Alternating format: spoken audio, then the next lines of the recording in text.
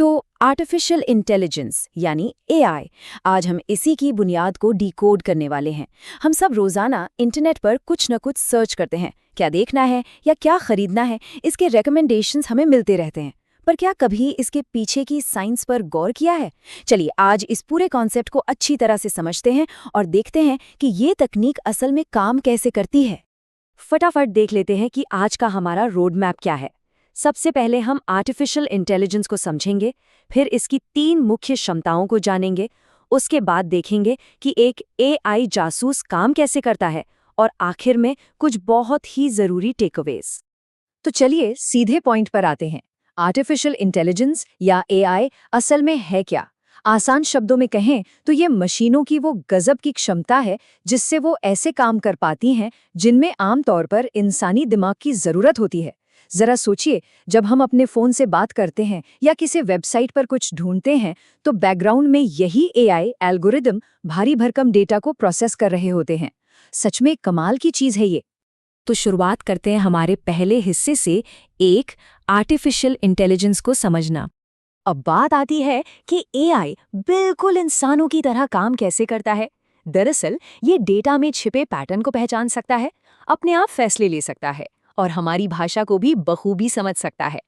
चाहे वो fraud detection का मामला हो जहां सिस्टम किसी भी गड़बड़ी को तुरंत पकड़ लेता है, या फिर हमारे फोन का वॉइस असिस्टेंट, ये सब एआई की इंसानों जैसी काम करने की क्षमता का ही तो नतीजा है।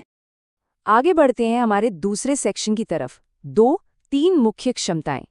एआई की ताकत को हम मेनली 3 कैटेगरीज में बांट सकते हैं: भाषा आधारित, धारणा या अनुभूति आधारित और निर्णय लेने वाली क्षमता। यही वो 3 पिलर्स हैं जो तय करते हैं कि एआई किसी जानकारी को कैसे समझता है, उसे कैसे देखता, सुनता है और फिर उस पर कैसे रिएक्ट करता है, बिल्कुल वैसे ही जैसे एक इंसान दुनिया को समझता है। चलिए इन तीनों को एक एक करके डिकोड करते हैं।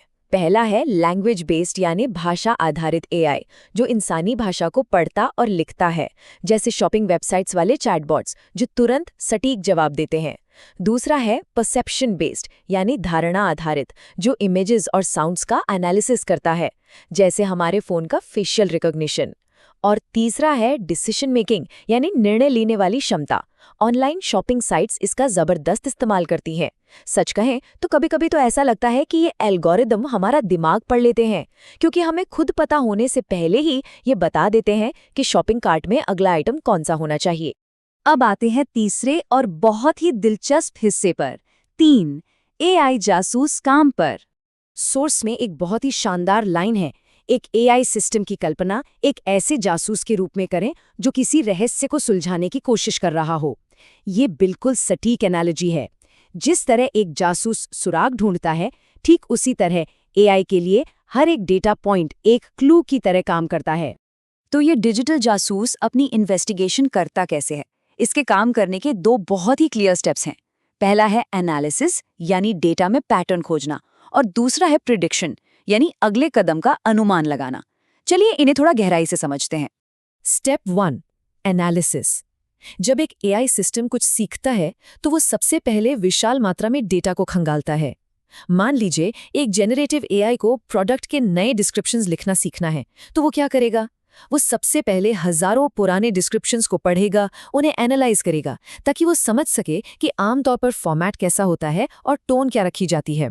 ये एनालिसिस वाला पार्ट बहुत क्रूशियल होता है। और एक बार जब पैटर्न समझ में आ गया तो एंट्री होती है स्टेप 2 की, प्रेडिक्शन। एआई ने पिछले स्टेप में जो भी एनालिसिस किया है उसके बेसिस पर वो आगे का अनुमान लगाता है।